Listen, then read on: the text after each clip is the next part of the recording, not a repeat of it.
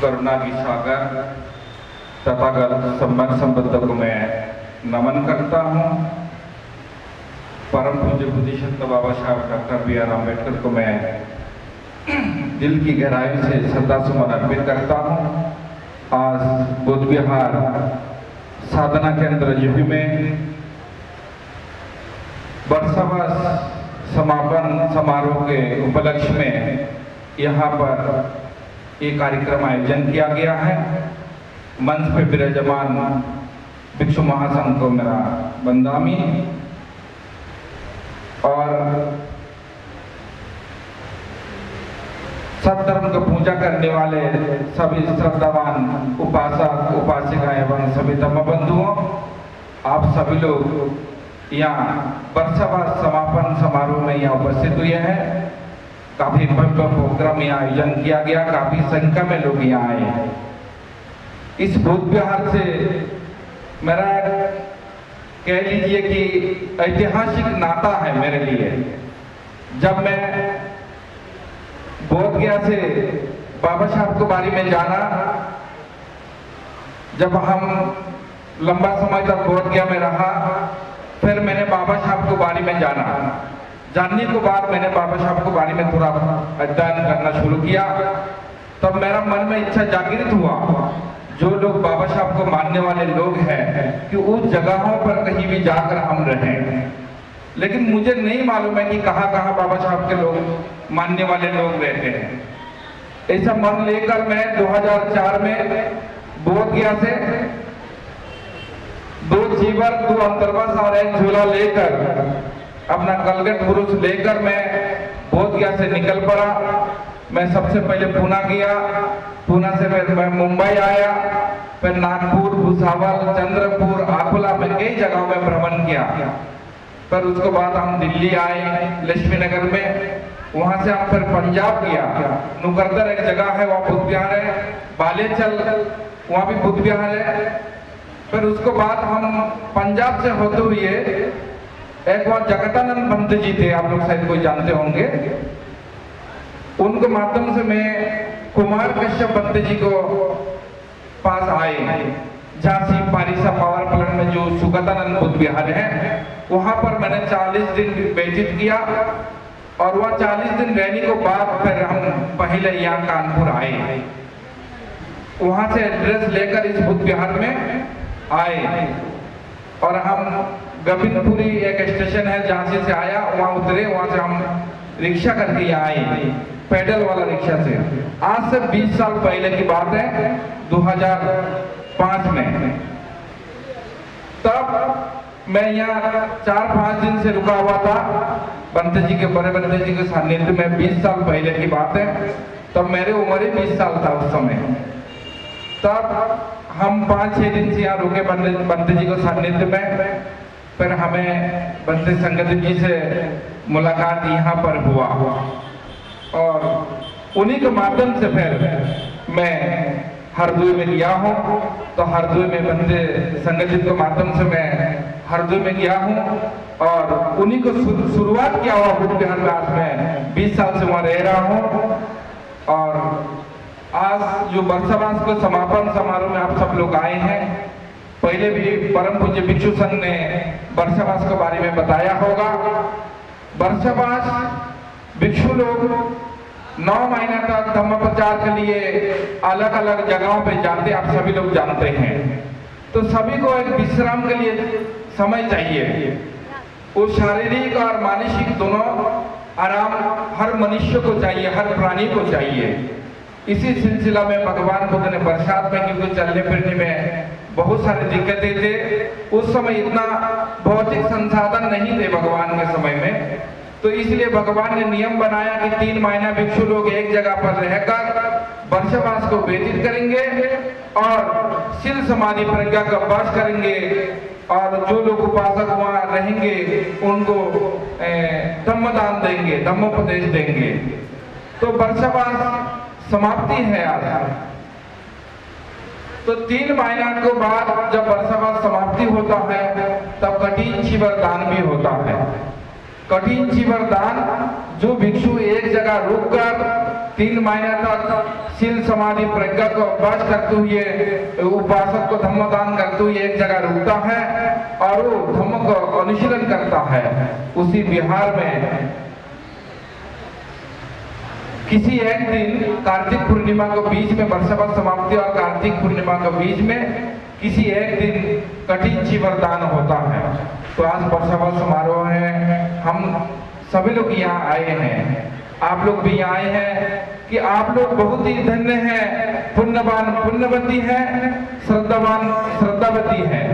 क्योंकि जो लोग भगवान बुद्ध के समय काल में भी जन्म लेकर भगवान बुद्ध को दर्शन नहीं कर पाए, उनको धम्म को धारण नहीं कर पाया और धम्म को श्रवण नहीं कर पाया, आज आप लोग इस धरती में भगवान बुद्ध को ना रहने को बाद में भी 2568 बरस बाद में भी आपको धम्म को दान मिल रहा है, ये अपना आप में बहुत बड़ा एक उपलब्धि है।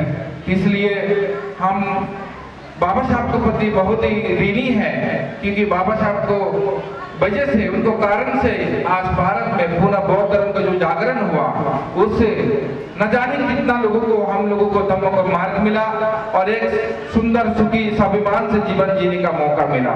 इसलिए मैं आज दिव्यरतन जी को बहुत बहुत साधुवाद देता हूँ कि उन्होंने मुझे बोलने का मौका दिया और गुरु जी परम पूज्य दीपंकर महासवरी जी को मेरा बंदामी एवं आए हुए सभी सत्धर्म को पूजा करने वाले सभी श्रद्धावान उपासक उपासिकाएं एवं सभी धम्म बंधुओं को आज वर्षावास समापन समारोह के ओर से आप सभी लोगों को लिए ढेर सारी मंगल कामनाएं। आप लोग खूब सुखी रहे, निरोग रहे और खूब दीर्घायु हो। पूज्य तथागत बुद्ध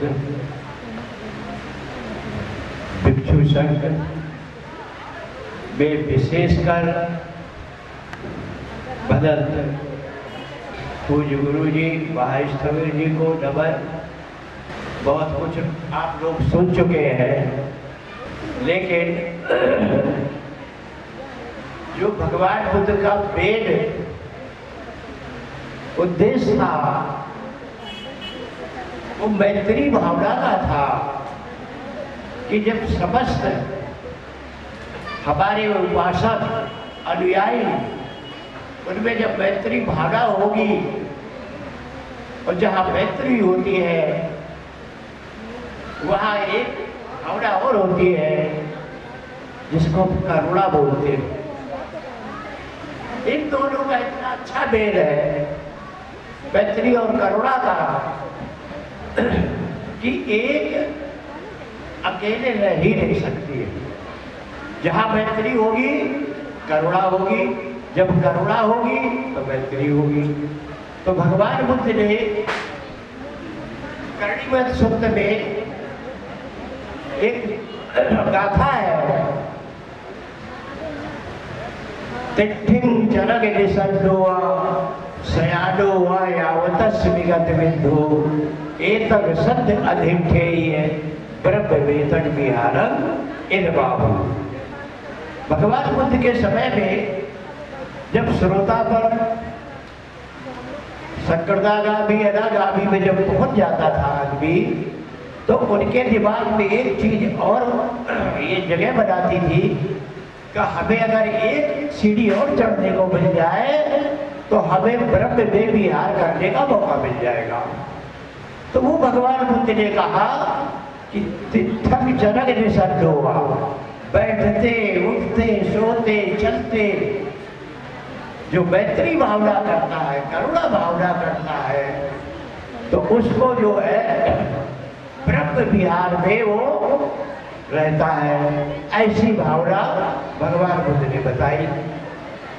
तो ये कितने प्रकार की होती है इसको समझे, थोड़ा सुन ले, थोड़ा सुन लीजिए, आप लोगों की हित की बात है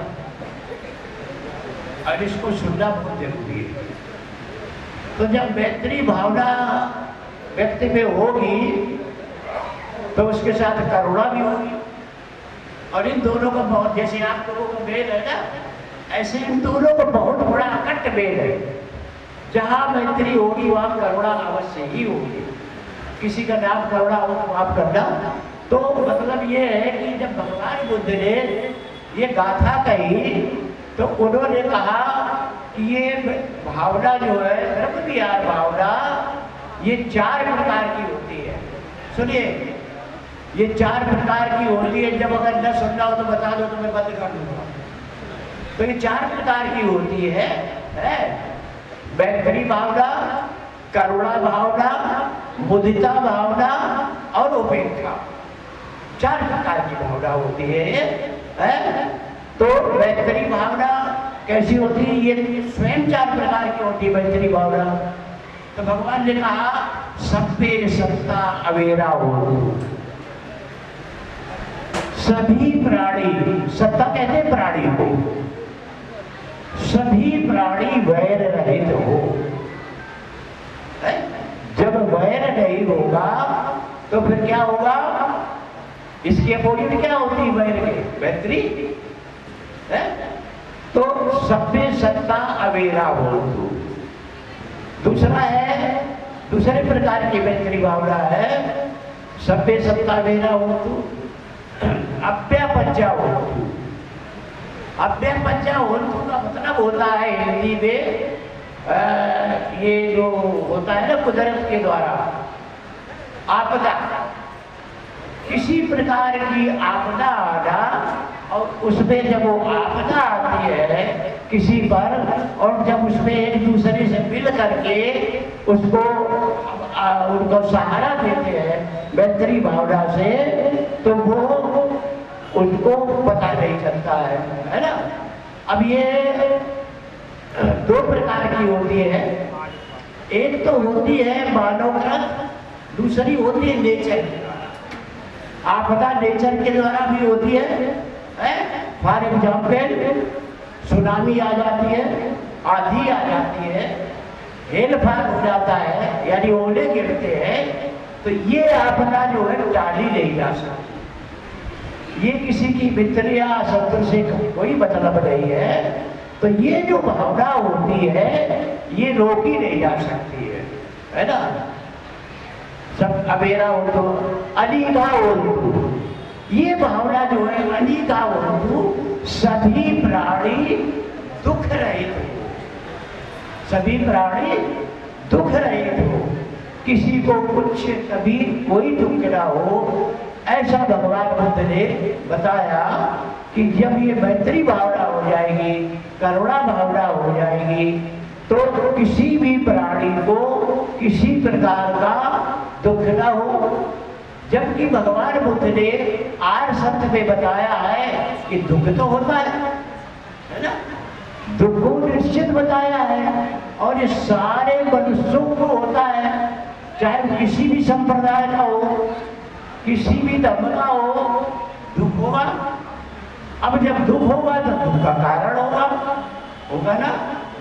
जब दुख का कारण होगा तो उस कारण को कम करने के लिए या बिल्कुल खत्म करने के लिए कोई विधि भी होगी, है ना। भगवान बुद्ध ने बताया कि विधि भी होगी और उस विधि के द्वारा उसके जो उपाय होंगे उसके द्वारा हम उस दुख को कम कर सकते हैं और यह समाप्त कर सकते हैं। तो मैत्री भावना देखिए, अव्यापज्या हो तो अनिधा हो तो सभी प्राणी सुख से रहे। चारों प्रकार की मैत्री भावना हो गई। अब करुणा भावना एक ही प्रकार की होती है। सभ्य सत्ता मेरा हो तो अव्यापज्या हो तो अनिधा हो तो सुखी अतानक पर्यटन। सभी प्राणी अपने अपने समृद्ध कमाई के द्वारा उपार्जित धन का लाभ ले, उसको खर्च करे सद्भावना पूर्वक। ये हो गई मैत्री भावना। अब एक होती है मुदिता भावना। मुदिता कहते हैं प्रसन्नता है। और प्रसन्नता कब होती है? जब दुख नहीं रहे होता है, सुख होता है तब प्रसन्नता होती है, नहीं ना। तो जब दुख नहीं है तो सुख जब आएगा तो ये मुदिता भावना जो होती है ये सब में बांटना चाहिए, है ना। मुदिता भावना सब में बांटना चाहिए।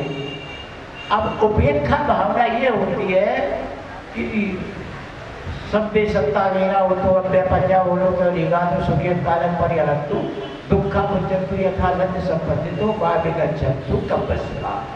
अब उपेक्षा भावना जो होती है, जो जैसा जिस प्रकार का कार्य करता है, अगर वो अच्छे कार्य करता है तो उसे अच्छा फल मिलता है?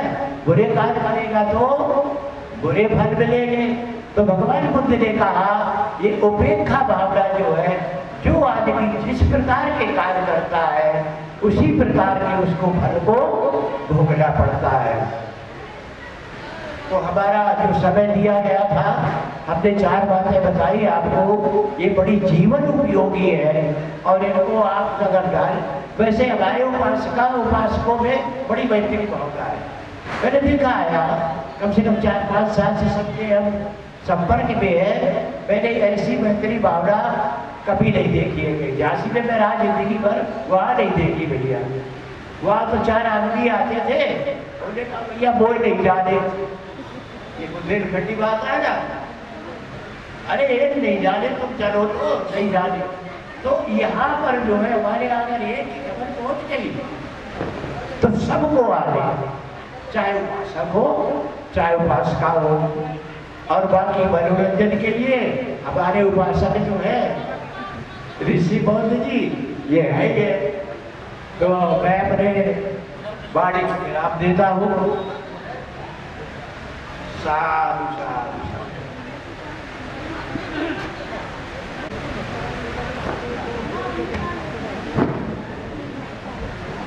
बहुत बहुत धन्यवाद पूज्य मंत्री जी आपका।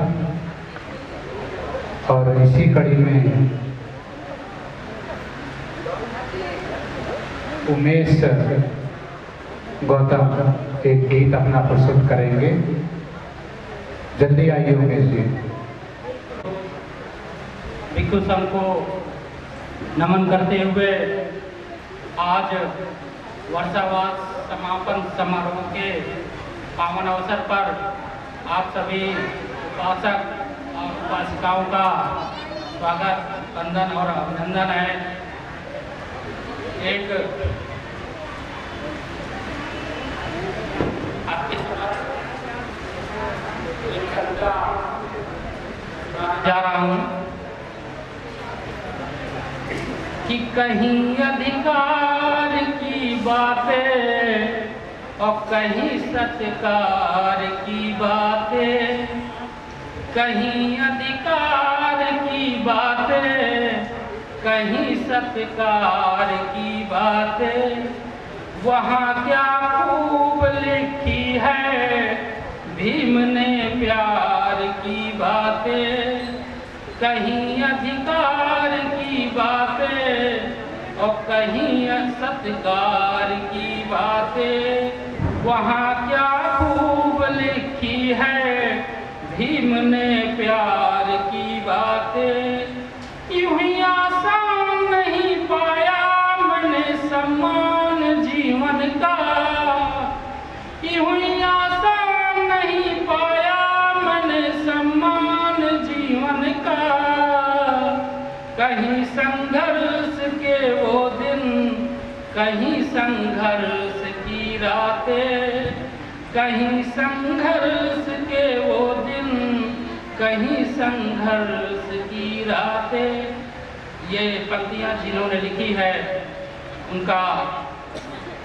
उनकी जो कविता है उनको मैं बहुत बहुत साधुवाद देता हूँ। आदरणीय राहुल नागपाल जी ने, इनकी कविता का नाम है तमन्नाओं में तमन्ना, और उनकी लिखी हुई कविता मैं यहाँ पढ़ रहा हूँ कि बाबा भीम के जीवन का ये कैसा फसाना है, कि बाबा भीम के जीवन का ये कैसा फसाना है। और घर में लाश बेटे की उन्हें लंदन को जाना है, कि बाबा भीम के जीवन का ये कैसा फसाना है। और घर में लाश बेटे की उन्हें लंदन को जाना है। बड़ी मुश्किल से आया है यहाँ तक कारवां यारो, बड़ी मुश्किल से आया है यहाँ तक कारवां यारो। इसे जाने न दो पीछे, इसे आगे ले जाना है। इसे जाने न दो पीछे, इसे आगे ले जाना है। एक महत्वपूर्ण लाइन कि तमन्नाओं में तमन्ना अभी एक और बाकी है, कि तमन्नाओं में तमन्ना अभी एक और बाकी है। ये फोटो भीम की अभी नोटों पे आनी है, तमन्नाओं में तमन्ना अभी एक और बाकी है। ये फोटो भीम की नोटों पे अभी आनी है बाकी है। दिवाली के दियों से फिर यहाँ बुझते रहे बाबा। सोचो यदि ये करेंसी नोट में बाबा साहब की फोटो आ जाएगी तो हर दिवाली में हर घर में बाबा साहब पूजे जाएंगे।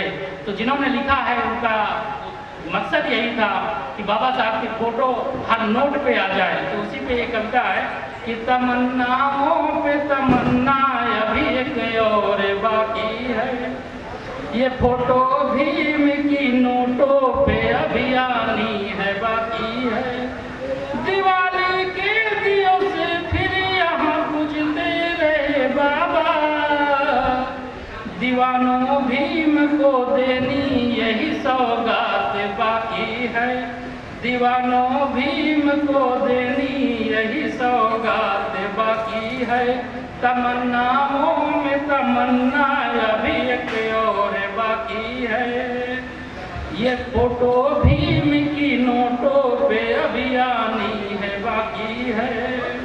कि बाबा भीम की कलम से ये कमाल हो गया। कि बाबा भीम की कलम से ये कमाल हो गया। और यहाँ राजा था जो कल तक वही कंगाल हो गया। कि बाबा भीम की कलम से ये कमाल हो गया। कि बाबा भीम की कलम से ये कमाल हो गया। और यहाँ राजा था जो कल तक वही कंगाल हो गया। नहीं जन्मेंगे अब राजा यहाँ रानी की कोख से।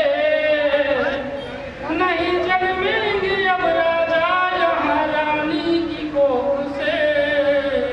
कि राहुल वोट का उन्हें मलाल हो गया। राहुल वोट का तेरी उन्हें मलाल हो गया। कि राहुल वोट का उन्हें ये मलाल हो गया।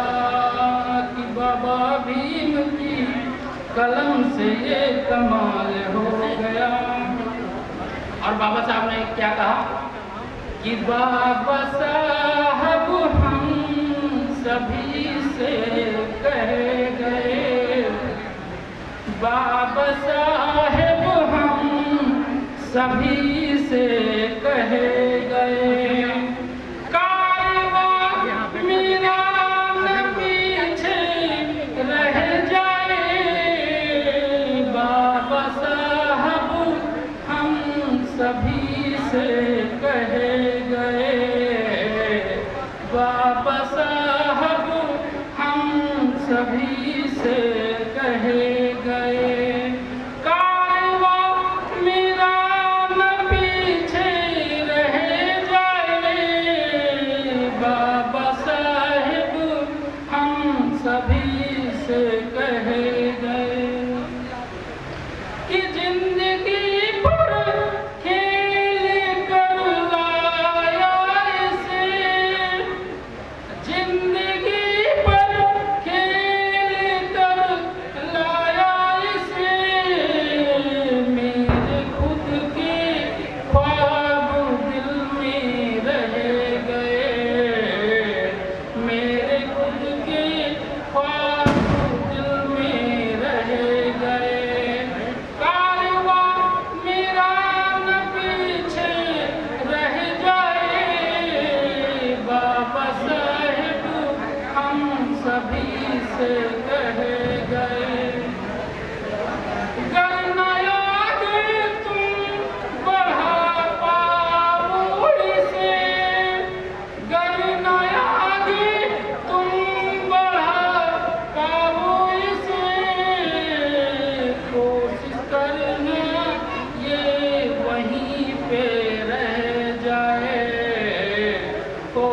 करना ये वहीं पे रह जाए।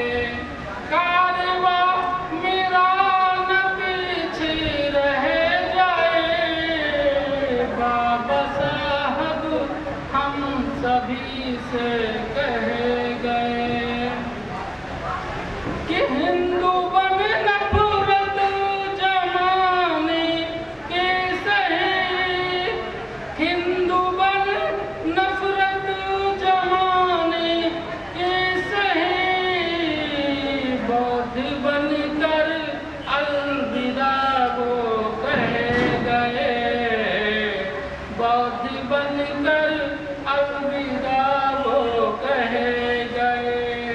कारवा मेरा न पीछे रह जाए, बाबा साहब हम सभी से कह गए। अंत में बाबा साहब अगर न होते तो हमारे समाज में क्या क्या होता, इतिहास के पन्नों से रूबरू करूंगा। कि भारत में अगर भीम जो आया नहीं होता, इस देश में गर जान लुटाया नहीं होता। इतिहास के पन्नों पर एक जो कविता लिखी गई है, सिद्धार्थ वंदना सिद्धार्थ जी का ये गीत है और मैं उन्हें नमन करता हूँ। कि भारत में अगर भीम जो आया नहीं होता, इस देश में गर जान लुटाया नहीं होता। जो दिख रही है देश की तस्वीर क्या होती, जो दिख रही है देश में तस्वीर क्या होती, संविधान भीम जी ने बनाया नहीं होता। भारत में अगर भीम जो आया नहीं होता, इस देश में गर जान लुटाया नहीं होता। जो दिख रही है देश की तस्वीर क्या होती, संविधान भीम ने जो बनाया नहीं होता। और क्या क्या होता बाबा साहब अगर संविधान में लिखे होते कि जूठन से भूख पेट की तब पड़ती मिटानी, जूठन से भूख पेट की तब पड़ती मिटानी, पशुओं के भी तालाब से मिलता नहीं पानी। जूठन से भूख पेट की तब पड़ती मिटानी, पशुओं के भी तालाब से मिलता नहीं पानी। मकान के स्थान पे तब झोपड़ी होती, मकान के स्थान पे तब झोपड़ी होती, और सूट के जगह पे होती धोती पुरानी। कि मकान के स्थान पे तब झोपड़ी होती, और सूट के जगह पे होती धोती पुरानी। कि घोड़े से कभी दूल्हा तब बारात ना जाता, घोड़े से कभी दूल्हा तब बारात ना जाता, मूंछों में अपनी भूल कर भी ताव न लाता, मूंछों में भी भूल कर भी ताव न लाता। और जब रन उठा ली जाती आज भी न बेलियां, कोई जान के भी जान बचा भी नहीं पाता। कि रानी के पेट से ही राजा आज भी होता, तब तख्त भी होता उन्हीं का ताज भी होता। मोहताज बन के जी रहे होते हम आज भी, गर भीम ने किया उनका इलाज न होता। कि हम भीम की औलाद हैं सम्मान के लिए, हम जान भी दे जाएंगे संविधान के लिए। हम भीम की औलाद हैं सम्मान के लिए, हम जान भी दे जाएंगे संविधान के लिए। और ऐसा नहीं हमारी ही बस जान जाएगी, और ऐसा नहीं हमारी ही बस जान जाएगी, घटना फिर कोरे गांव की दोहराई जाएगी, घटना फिर कोरे गांव की दोहराई जाएगी। और बहुत सारी बात आदरणीय दरोगा साहब ने दिया है, मैं हम को ये जो आया नहीं होता इस देश में, घर जान लुटाया नहीं होता। और जिक्र ही जो देश की तस्वीर क्या होती, संविधान भीम ने जो बनाया नहीं होता। बहुत बहुत साधुवाद, आपने मुझे सुना, मुझे समय दिया, बहुत बहुत साधुवाद। सभी भक्तों के लिए आभार व्यक्त करता हूँ, धन्यवाद करता हूँ। आप लोगों के सहयोग से ही ये कार्य सफल हुआ।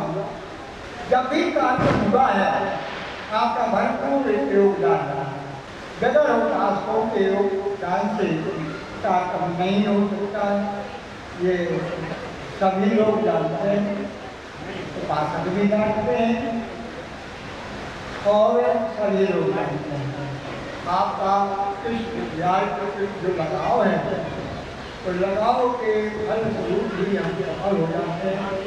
कार्यक्रम में हमेशा समाज में एक जैसे नहीं होते हैं, अच्छी भी बात कुछ बातें ऐसी हो जाती हैं जो लोगों में विचार हो जाता है, हो जाता है वो, लेकिन वो भी हमारे हो जाता है। बहुत समय दिया आपने, हमारे डॉक्टरों ने, घंटे लोगों ने, कल्याणी ने और घंटे रक्षक ने और जो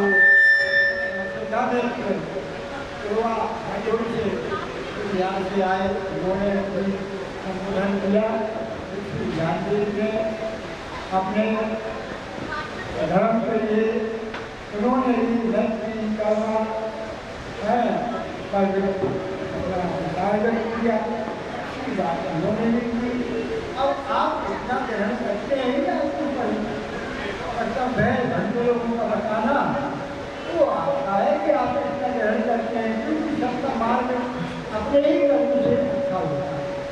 मार्ग में चलना है तो आपको चलना है, बताने वाले को बताते हैं लेकिन चलना आपको है। इसलिए मैं आपको शुभकामनाएं देता हूँ। ये 10 वर्षों की बात अभी इस साल की कार्यक्रम हुआ, अगले वर्ष भी होगा, निरंतर चलता रहेगा, ये तो कभी समाप्त नहीं होगा। आज हमने बनाया कल कोई और आएगा, आज आपने योगदान दिया कल और योगदान देगा, ये सिलसिला चलता रहेगा, ये कभी रुकेगा नहीं। भगवान बुद्ध का धम्मचक्र कभी रुकने वाला नहीं है, ये चलता रहेगा। बाबा साहब अम्बेडकर का बताया हुआ मिशन वो भी हल्का फुल्का रहेगा। आपकी मेहनत, आपका कर्म आगे बढ़ेगा, कामना को बढ़ाता रहेगा। इन शब्दों के साथ सबके लिए मंगल कामना करता हूँ।